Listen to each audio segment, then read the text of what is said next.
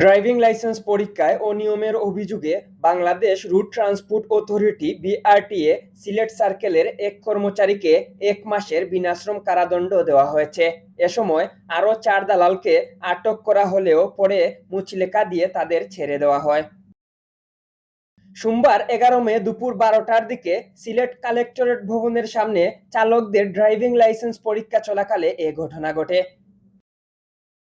সিলেট জেলা প্রশাসনের নির্বাহী ম্যাজিস্ট্রেট মোহাম্মদ পারভেজ বিষয়টি নিশ্চিত করে আধুনিক কাগজকে বলেন, ড্রাইভিং লাইসেন্স পরীক্ষায় দালালদের সঙ্গে যোগসাজশের দায়ে মাস্টার রুলে কর্মরত মামুন রশিদকে ১ মাসের বিনাশ্রম কারাদণ্ড দেওয়া হয়েছে। আজকে বিআরটি অফিসে একটা অভিযান পরিচালনা করেছেন, এখানে একজনকে আটক করা হয়েছে।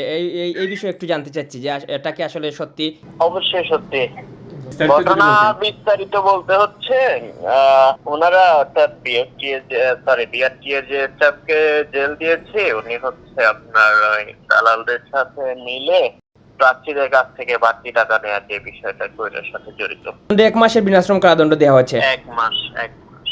খোঁজ নিয়ে জানা গেছে, উচ্চমান সহকারী পদে মাস্টার রুলে কর্মরত মামুন রশিদ দালালদের সঙ্গে যোগসাজশ করে লাইসেন্স পরীক্ষায় পাশ করিয়ে দেওয়ার নামে অতিরিক্ত টাকা আদায় করতেন বলে অভিযোগ রয়েছে।